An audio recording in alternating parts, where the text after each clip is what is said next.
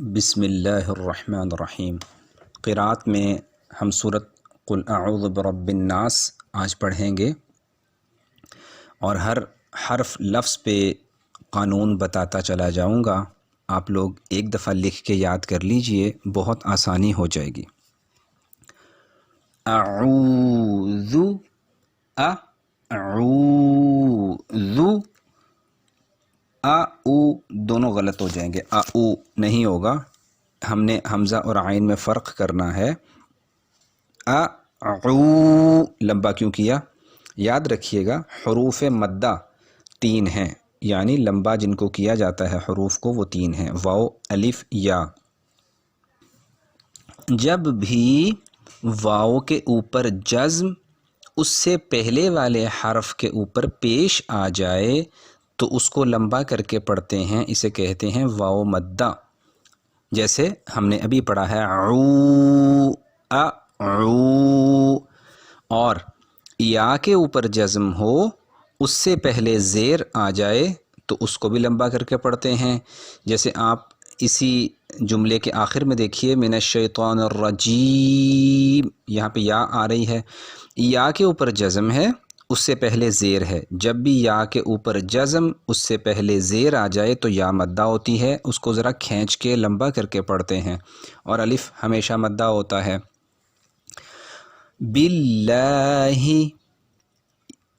لفظ اللہ کا رول یہ ہے کہ لفظ اللہ سے پہلے اگر زبر ہو یا پیش ہو تو اس کو خوب موٹا کر کے پڑھتے ہیں، جیسے قل هو اللہ، اور اگر زیر آ جائے تو باریک پڑھتے ہیں، جیسے باللہ، اس کو باللہ نہیں پڑھیں گے۔ من الشی، تو کو موٹا کر کے پڑھتے ہیں، تا اور تو میں فرق ہوتا ہے، من الشیطان الرجیم نہیں پڑھیں گے، من الشی، تو الف مدہ آگے تھوڑا سا لمبا کر دیں گے، من الشیطان،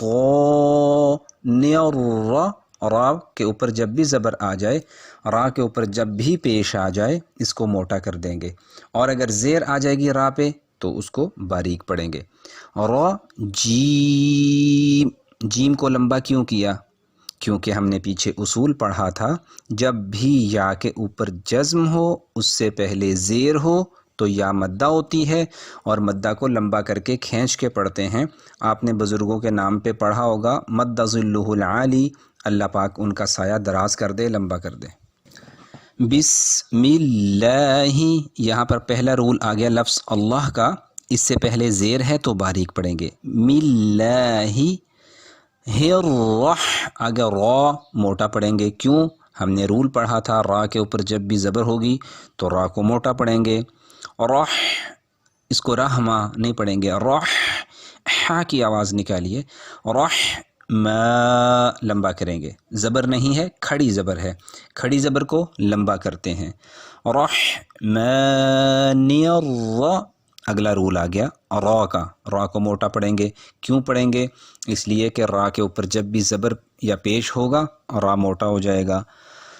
حیم، حیم، ایک تو ہا نکالیں گے، دوسرا حیم لمبا ہو رہا ہے، کیوں؟ رول پڑھا تھا، کون سا تھا؟ یا کے اوپر جزم ہو اس سے پہلے زیر ہو تو یا مدہ ہو جاتی ہے، اور یا مدہ کو لمبا کر کے پڑھتے ہیں۔ قل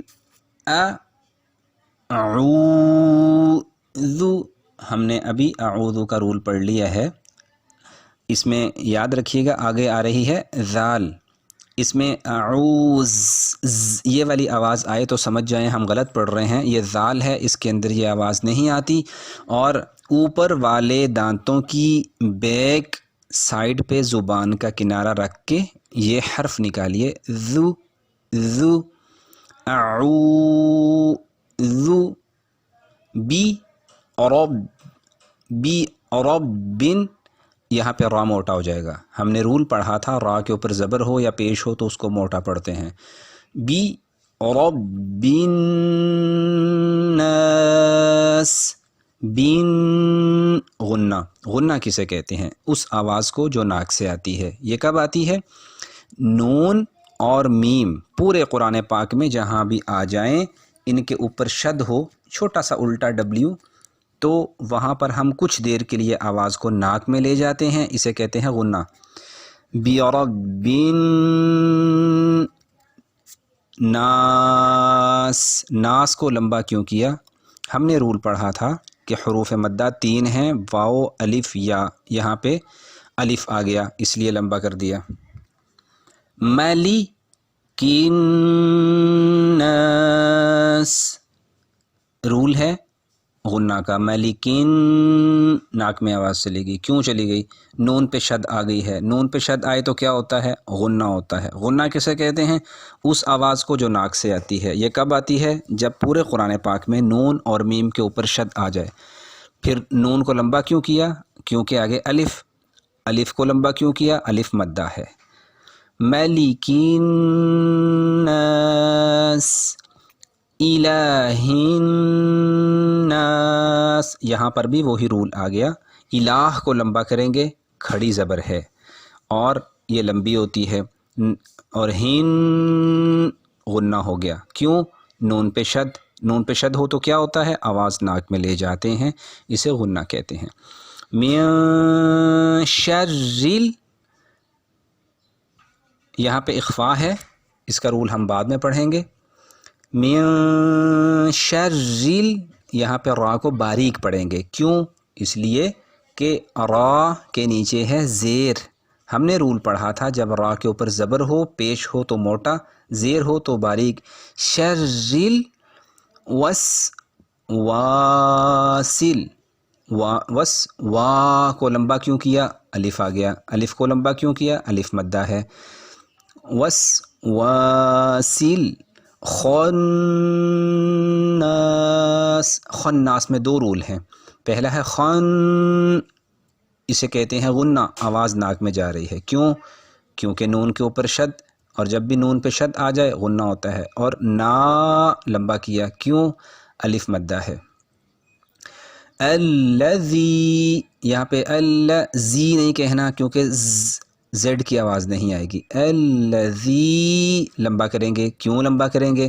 اس لیے کہ یا آ رہی ہے الذی کے آگے، یا کے اوپر شد آ رہی ہے، جزم آ رہی ہے۔ ہم نے رول پڑھا تھا جب بھی یا کے اوپر جزم ہو، اس سے پہلے زیر ہو تو یا مدہ ہو جاتی ہے۔ حروف مدہ کتنے ہیں؟ 3، واو، الف، یا۔ یہاں پہ کیا ہے؟ یا مدہ ہے، جی یا مدہ ہے، کیوں ہے؟ کیونکہ یا کے اوپر جزم، اس سے پہلے زیر۔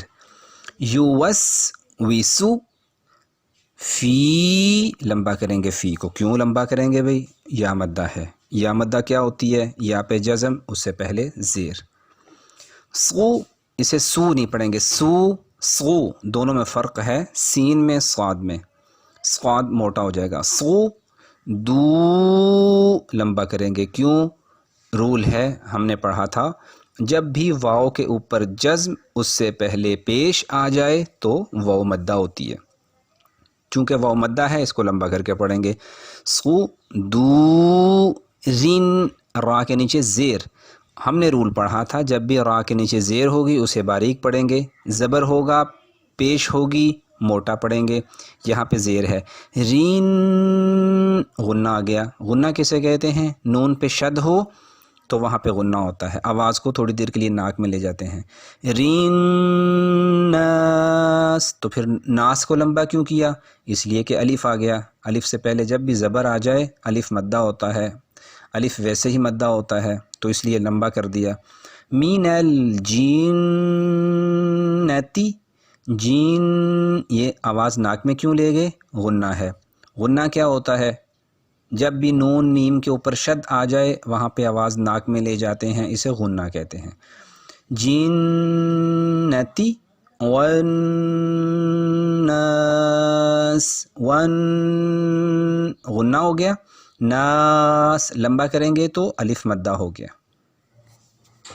آپ کے لیے بہت بہتر ہے ایک دفعہ حروف مدہ لکھ لیجئے، حروف غنہ لکھ لیجئے، اور آ کا قاعدہ لکھ لیجئے، لفظ اللہ کا قاعدہ لکھ لیجئے، اس کو اچھی طرح سے یاد کر لیں، پھر جب آپ قرآن پاک کھول کے اس صورت کو سنیں گے آپ کو ایک ایک لفظ سمجھ آتا جائے گا، ایک ایک رول سمجھ آتا جائے گا، اس کی ریزن سمجھ آتی جائے گی۔